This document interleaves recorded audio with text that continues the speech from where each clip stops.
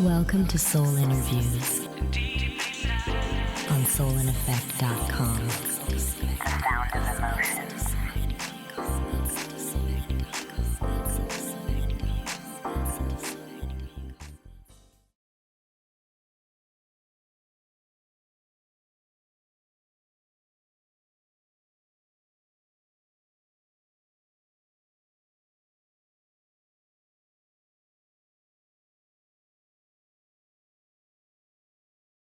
Nice to have you back on Yes. the show, Peter Opolopo. Yes, thank you for having me again. It's been a while, like we said before. It was a snowy day in Stockholm when I visited you in your apartment/studio, and you're still settled there. Yeah, I'm still in the same place, doing pretty much the same things, I think. No, it was a very nice studio you had there and a very nice apartment, by the way. And it has been a true pleasure to follow you over the years. And recently, I noticed that you are currently working with Angela Johnson. Is that your latest big project? Well, sort of. We did a whole album together, but it was released in October last year. So yeah, it's been out for a few months now. But yeah, it was a big project, but it was an amazing project because obviously I'm a big fan of Angela, and it was such a great experience to do this album together with her. So yeah, I've actually interviewed Angela, and she's, except for being a great vocalist, she's a very nice person, and she that too. she has done Absolutely.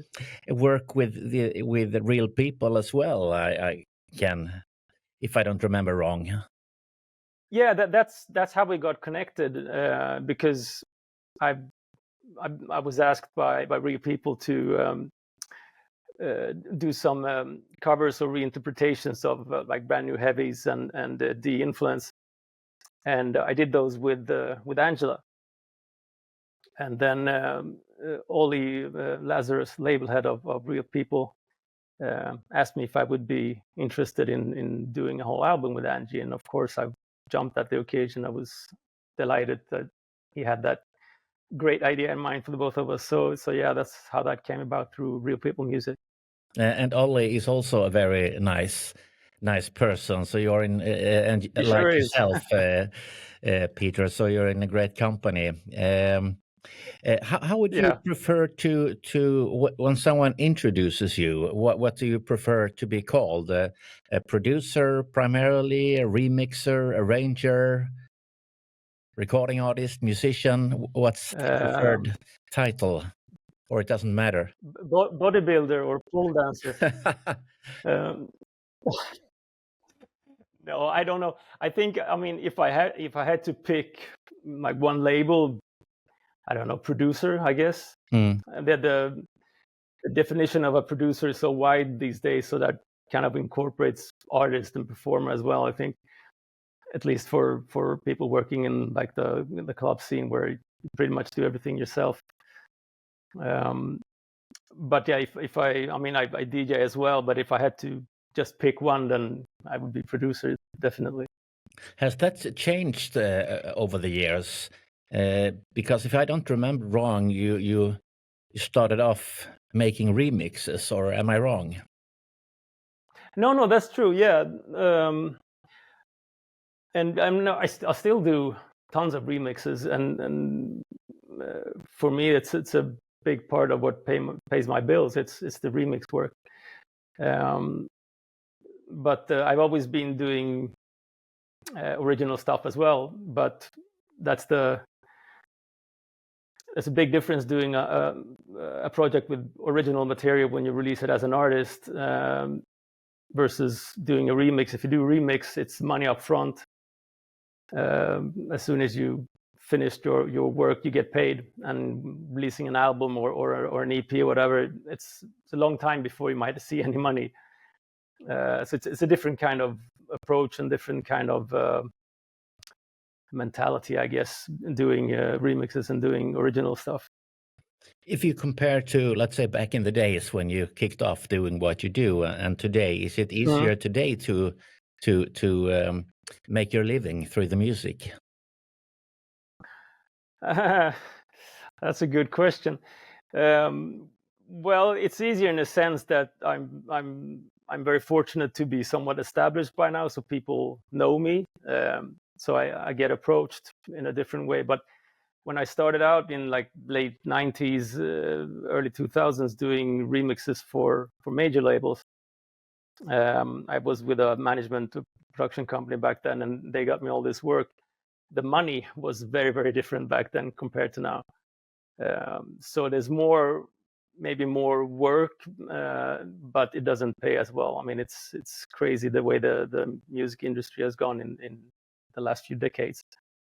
So back then I did remixes for major labels and got paid accordingly, but now I'm doing more like the clubby underground stuff, and also the way the big business has shifted, all fees are way lower than they were back then. I noticed that you also has done some projects recently under your own name, Opolopo, and it's more electronica in a way. I'm thinking of the Ballad of Amelia. Is that the correct title? That's one example. Oh yeah, but that was a long time ago. That was a long time ago. Okay. Yeah. That's from 2010 or 11 or something like that. Wow, sorry about that. I didn't know. No, that's fine. It's difficult with you guys producing and remixing because it's not like a singer or something. They have their own label and they have their albums, but you guys, you work very often with different labels and different countries, and so it's difficult sometimes to get it all together. But I really enjoyed those tracks. They were new for me, and I found them on, the German label Tokyo Dawn on their website. Yeah, that's a very interesting label. Are they still up and running? Because I played. Yeah, they are. They definitely are, and I was really, really happy and thankful to get to do that album, because that was, I mean, it's kind of different from what I'm doing now, in a sense that now I'm doing mostly like club music and house remixes and stuff like that. But that album was more down tempo and like electronic, in the sense like stuff that I was inspired by or grew up with, music like, I mean, Kraftwerk or Jean-Michel Jarre, or that kind of synth heavy stuff that I was influenced by, and I did kind of my own take on that, a spin on it, for a few of the tracks on that album. But I also had a lot of kind of 80s boogie, machine drum kind of tracks on there. That's actually that was kind of project that I dreamt about doing since I was a teenager, I think, and I was very fortunate to get to do that. But then since then it's kind of gone in a different direction. I mean, I was doing house back then as well, but if you want to also keep your career as a DJ going, playing abroad, then house music is where it's at, playing for a dancing crowd, and also that's where all the remix work comes in. It's mainly like the more clubby stuff. Your father, he was a keyboardist, and you followed him touring back in the day, and he gave you some influences, and he maybe gave you an open mind also to different kinds of music. So, but to me, your trademark has anyway been, like you said, 80s boogie. That's where I think of Opolopo primarily. That it has changed over the years, and I'm actually glad that you also went into the soulful sides of house, because I think house music is something good. I think if it's well done and with and even instrumental music, I think can be very soulful. Do you agree? Yeah, absolutely, of course. Yeah, I mean, personally, I'm into, when I'm DJing, I love to DJ like deep house stuff. That's mainly instrumental. Right. like moody, kind of dark and dirty, and Larry stuff Heard that and works well on the dance floor. Yeah, sure, stuff that comes out of that kind of vibe. So yeah, but then there's a more like soulful side with great vocalists, and I love that too. I love the mix of musicality and great vocals and like a clubby production. So there's a lot of room for soul and funk in house music as well.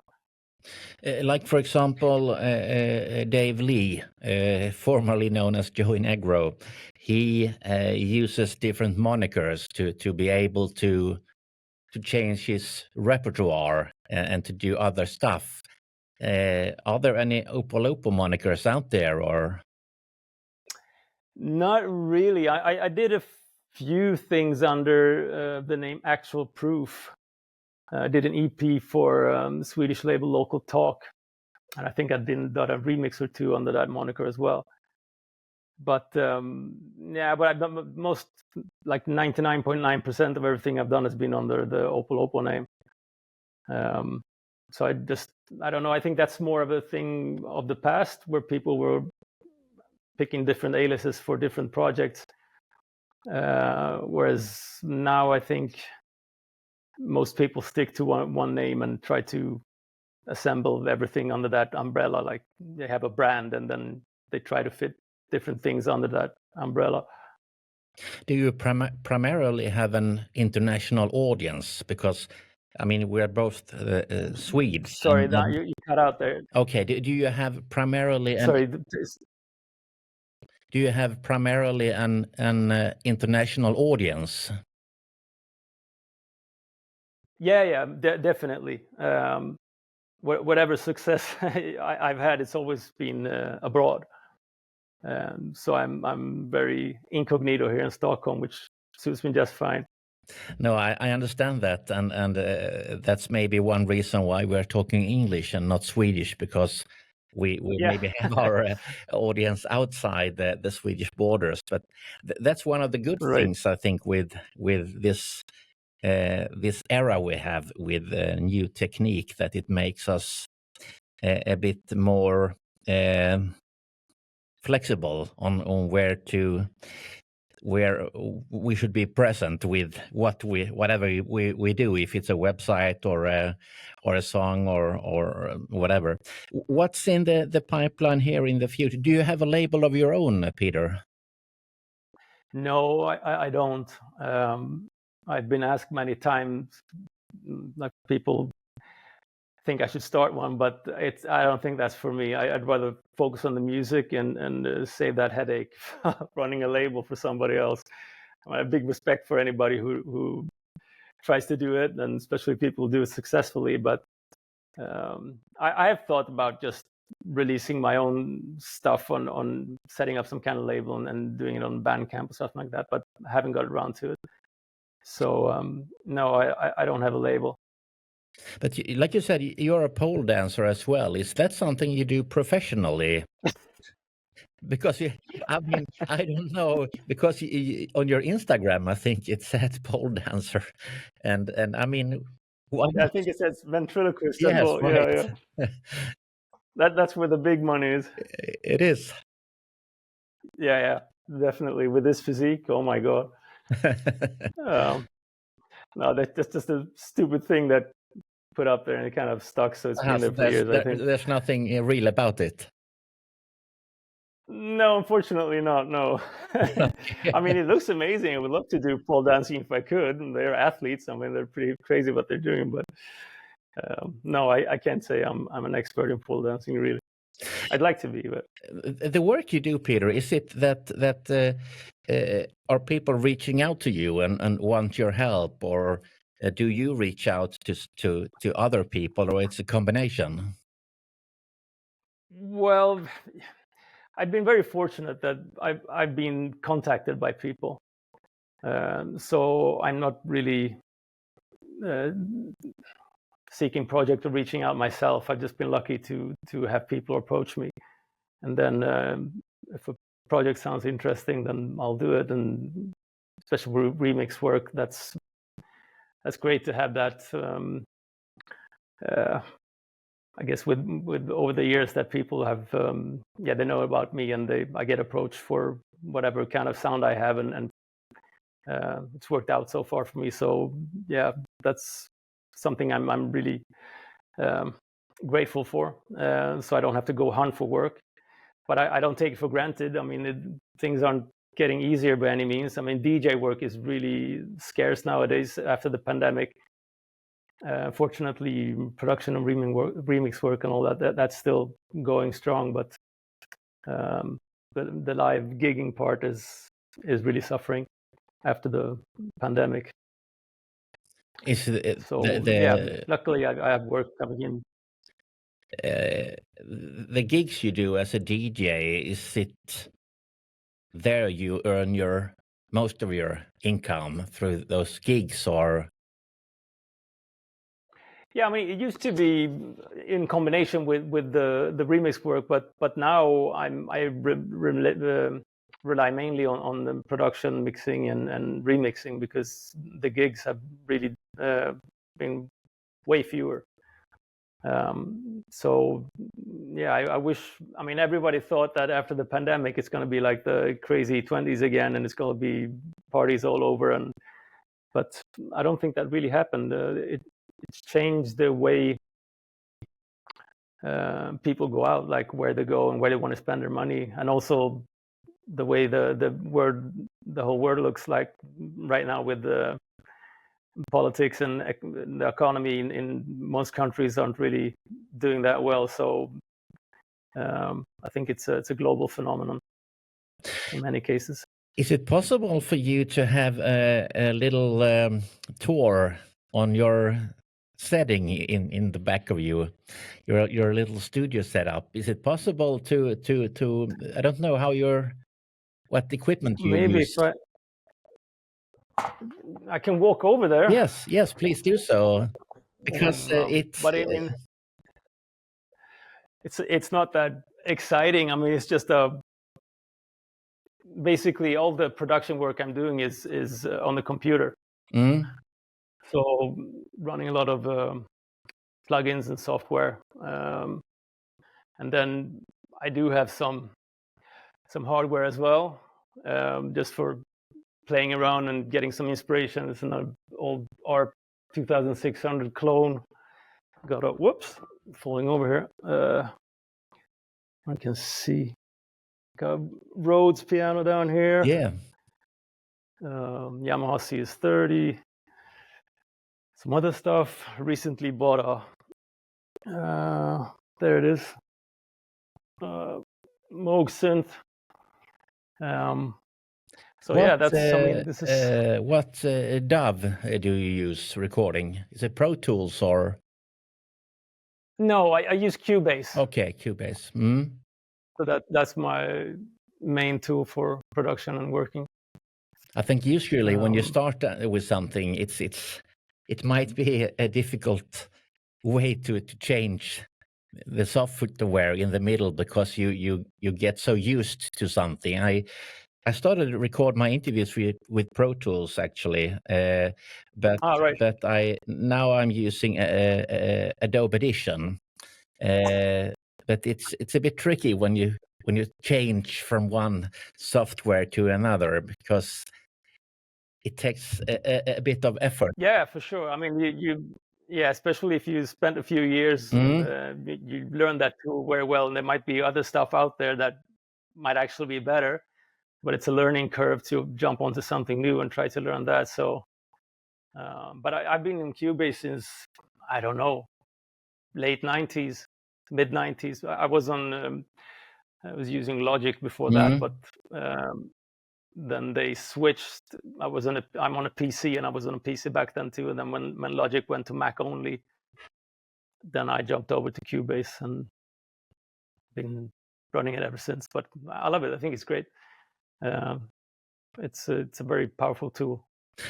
How does it work, Peter? I'm just curious. If let's say you hear a song that you really enjoy, let's say an 80s song from Solar Records, let's say Rocksteady with the Whispers, and you think I want to do a remix of this song.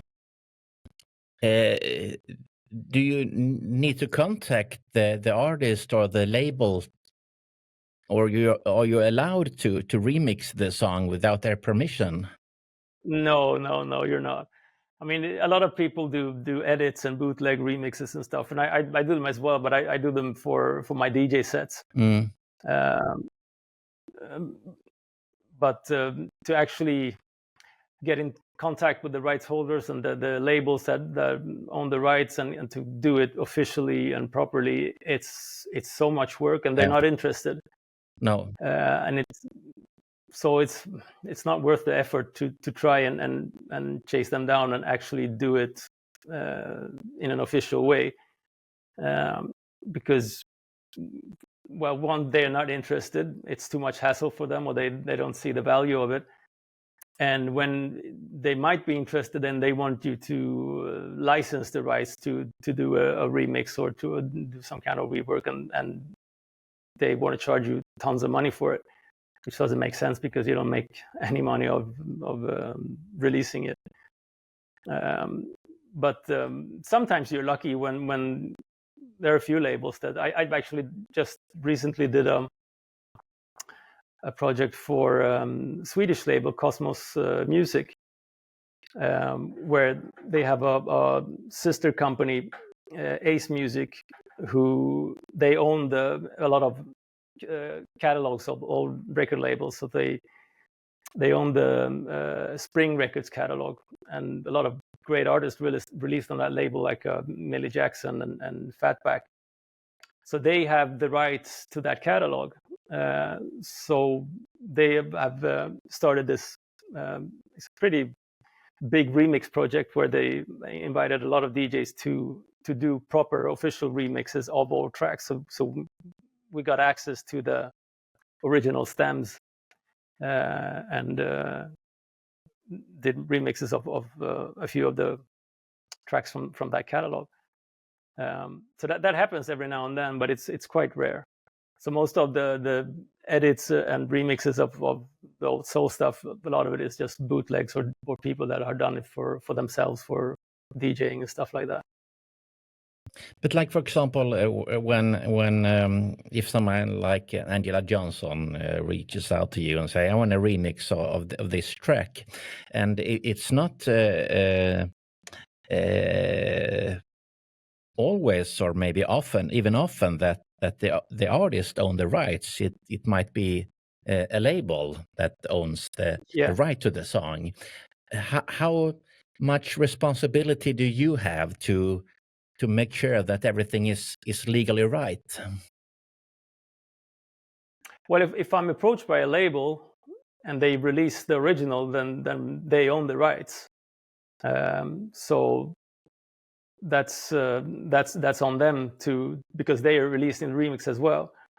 So in that case, it's just a simple transaction. They send me the files and I do the remix, and then they release it, and they still own the copyright for everything, including my remix. But if the artist reaches out to you, or that doesn't happen. No, it's usually the label. I mean, the artist can suggest that they want this and this person to remix their track, but and most times, of course, they will do it in agreement with the label, that they agree on who they want to do the remix, but not always. But since it's a label who is paying for it and they're the ones releasing it, then they're the ones that have the final say in decision. But sometimes, I mean, many projects are self-financed by the artist. The artists will put out the track themselves, and then you get contacted directly by the artist. Do you usually get a fixed fee for the work, or do you get paid per stream? No. When you remix, and most I'd say 99% of the time you get a fixed a flat fee, and that's it. You get paid once. Right. Some label will try to, instead of pay your fee, they will give you a share of the revenue. Mm. Sometimes, if you're lucky, you can get songwriting shares from like the publishing from the track. Since when you're making remix these days, often you basically write a new song around an existing vocal, so you actually write a lot, like new harmonies and everything. So sometimes you can maybe get a percentage of the publishing for that track or for the remix. But usually it's a one-off flat fee. Do you have an advisor that you can talk to if you need advice in those occasions? Yeah, I used to be with the musicians union, and you can get legal advice through them, which was helpful in many cases, but unfortunately they're not very, at least they weren't very up to date with the state of the industry today, especially when it comes to club music and remix and all that. So they would suggest all these crazy, like you should get this much money and you should have this much shares and blah blah blah, and it wasn't realistic. But sure, it's helpful, and there's a lot of stuff online you can read as well. There's a lot of documentation out there. But it's a bit of a hassle because every contract is slightly different. So you have to, every time you get a new contract, you have to read up on it and try to figure out what they actually mean. And there's different de facto standards of like how much you should ask for or what percentages and all that. So it's a bit tricky to navigate all that, but it is what it is. Do you always work with a written kind of agreement, or sometimes it's just an agreement on email or on social media? Yeah, that's the thing. Very often there is no contract, especially when it comes to remixes and when you're working with small underground labels or independent labels. But even back in the day when I'm doing stuff for the major labels, the contract always came after everything was done. So you did the remix, you delivered, maybe you even got it paid, and then, oh yeah, we need to have a contract as well, and then they will bring up the contract. So it's a weird business in that sense that very often things are backwards, and very often there isn't even a contract. And the payment often comes as promised, or?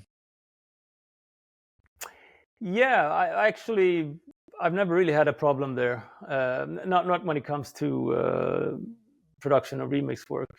There's been a few cases where things haven't gone the way they were planned, and then suddenly there was no money and blah blah blah. But most of the times, it's actually been very straightforward for me, at least. I haven't had any really bad experiences. So what's in the pipeline next this year, Peter? Any vacation or all work, no play? Not really. I don't do vacation.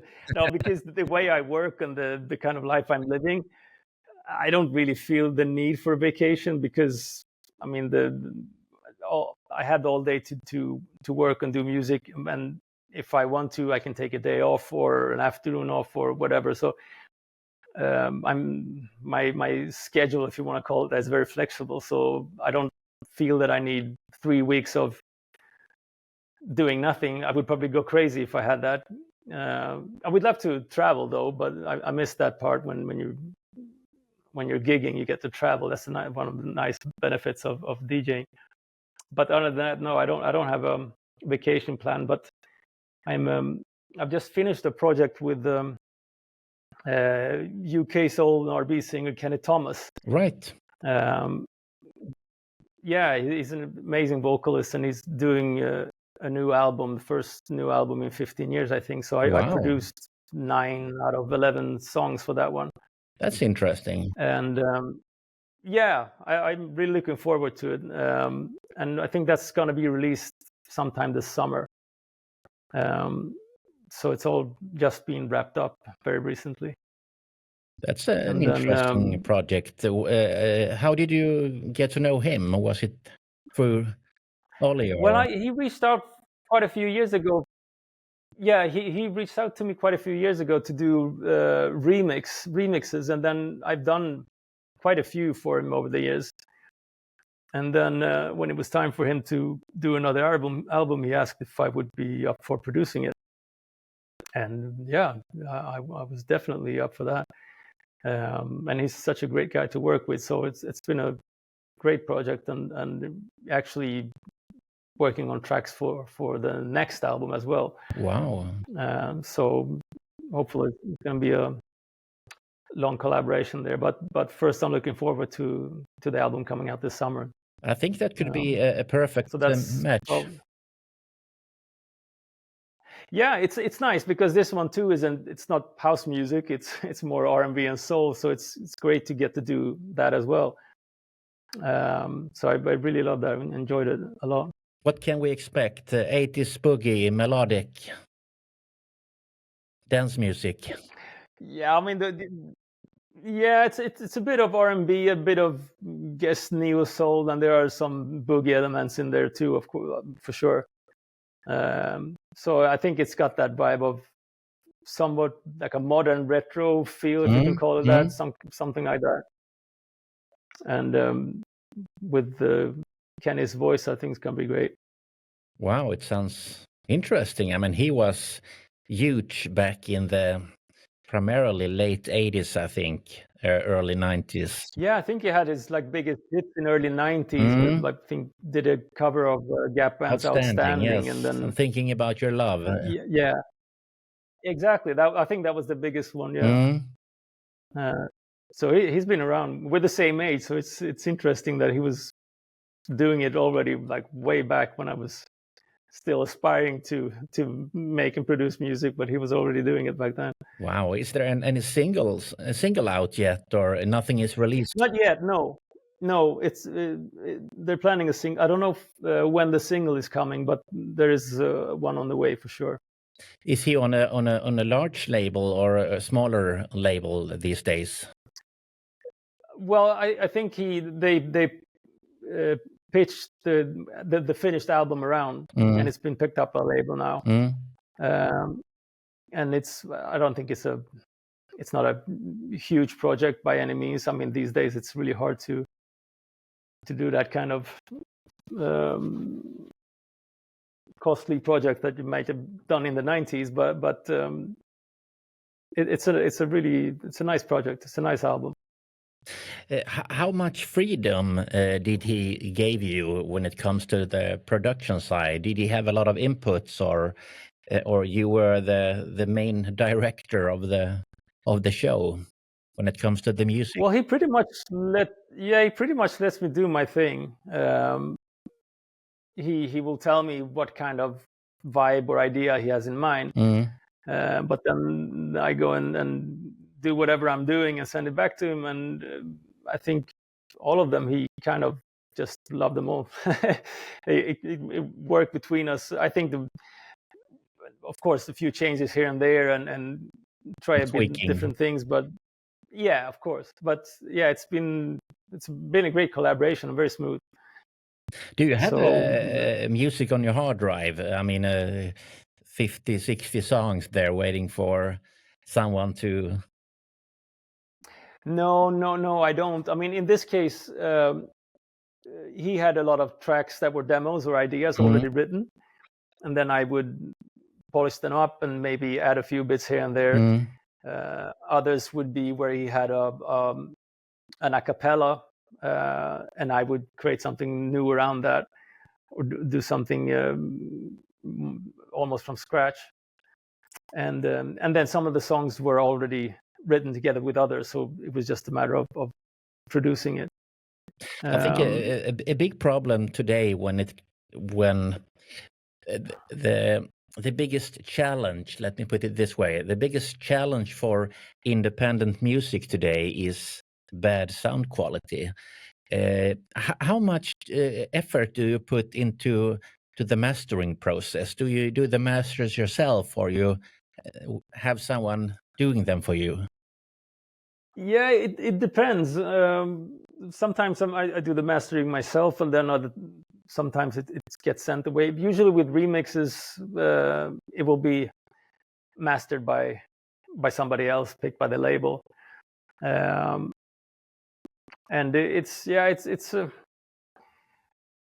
it's an interesting process, the whole thing with mastering. I mean, it's different today than maybe like say in the 70s or 80s, where today everything, if you can make things sound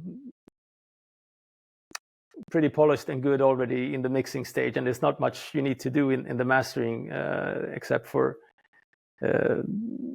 maybe some EQing and get it loud enough, some limiting and all that. But if you're doing, especially if you're doing electronic music and you put it together in the computer, then there's no it's not as dynamic as if you record a live band or do an acoustic recording. So there you might be more work for a mastering engineer to try and like make sense of maybe a bad mix. But I think it's easier to get something close enough with electronic music. But having said that, there's a lot of bad mastering when you send away your mix and you get it back, and it sounds worse than what you sent them. And I think sometimes a mastering engineer wants to feel that they actually do something, so they get creative and start doing all kinds of warming up the sound and stereo widening and all these kind of things that maybe isn't needed, but they want to be part of the creative process and put their finger on it as well. Which sometimes it's fine. I mean, if it sounds better, then it is better. If it's good, it's good. But I've had many mixes that came back from mastering and it just didn't work. But I mean, you can always talk to them and they will change it for you if you know what you're asking for. So in the end, it kind of works out. But in the beginning, when I started doing remixes, I never asked to okay the masters. I would just think that they will take care of that and it will be fine. But then later, when I listened to the released track, it just sounded awful and it was totally destroyed the mastering. So now I always need to sign off on the mastering to just see that things sound the way I perceive them, like the way I want them to sound.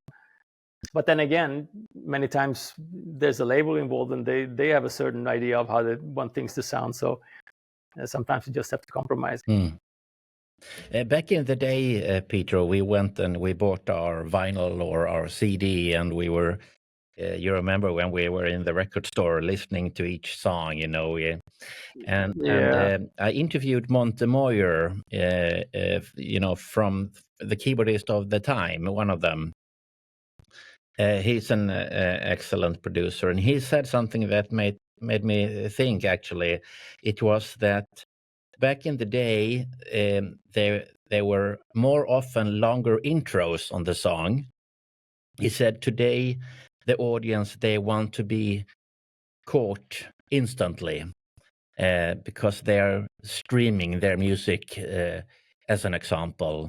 Is that something you have noticed yourself and are aware of when have you changed the way you work because of that? Yeah, I mean, since I'm mainly doing club remixes, house remixes, and there you have long intros and right. That's for when people are playing it out when they're DJing. Yes. But now they many times people ask for a radio edit, a shorter edit as well for streaming. So you'll have one version for DJing and playing out, and then you have a short version for streaming, like Spotify. And yeah, you want to cut to the chorus as fast as possible because you need to hit them with the good stuff right up front, so they don't click on the next track. So yeah, so that's definitely something that's changed throughout the years. Time flies, Peter. It's always a pleasure talking to you, and we could probably talk for the rest of the evening if we had the time. So thanks once again for taking the time for this interview, and it will be probably will be up and running here in a couple of weeks, and I'll keep you posted when it's up. Awesome. Well, thank you so much for having me. It's been a pleasure again. Yeah, it's always a pleasure, Peter, and keep up your great work. And I think I'll do my best. you're one of the best remixer out there. Actually, I think you just get Oh, you better too, and Ken. better. So Thank you. because you have a very distinctive sound. It's pretty easy actually if you have a rather sensitive ear to be able to hear who is behind Oh, you totally the cut out there. remix.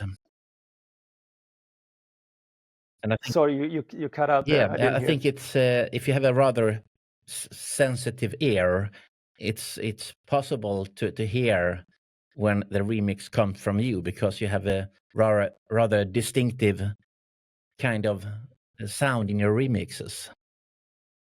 Yeah, okay. Yeah, I've heard that a lot, and I guess that's a good thing. It Yes, could be a it's a bad good thing as thing. well. Like you're predictable, and people always know when it's you. But yeah, I guess I do have a certain sound and a certain taste in music that comes through. So yeah, I'm not surprised that people might think that. A last quick question, Peter. Sometimes Yeah. you make me think of David Frank and the System. Have you been listening a lot to what the System did in the late 80s, early 90s, or not so much? Not that much. I mean, obviously, the big track in my system that was huge for me. One of the greatest synth bass lines ever. But I was mainly obsessing over that one track. But that kind of sound, though, I mean, yeah, I was very much into that. It's very much And yeah, electro soul. Yeah, that the whole electro funk thing, I loved that when I first heard it, and yeah, that's definitely something that's close to my heart. And I also think that melodies might be it's rather obvious that it's important for you to have a good melody in the song, even if it's a funky one. Yeah, I think so. Yeah, I like harmonies and I like melodies,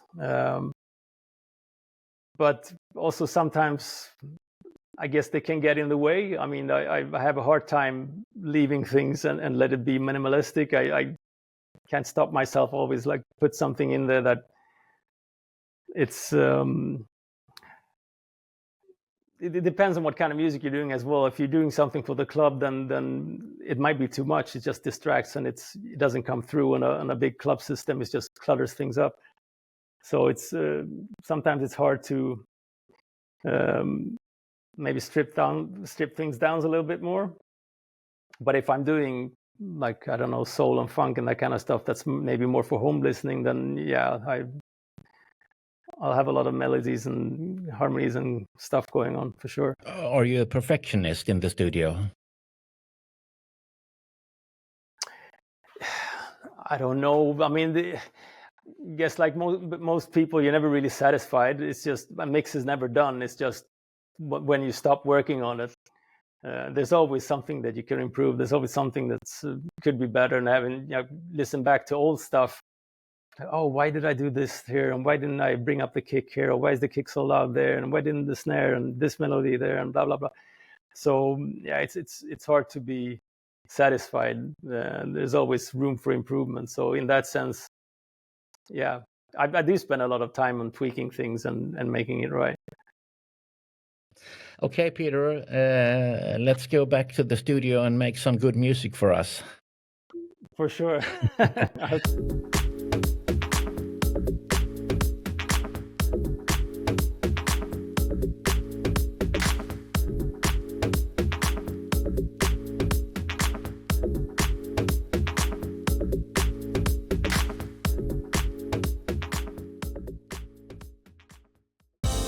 Welcome to Soul Interviews on soulandeffect.com. The sound of emotion.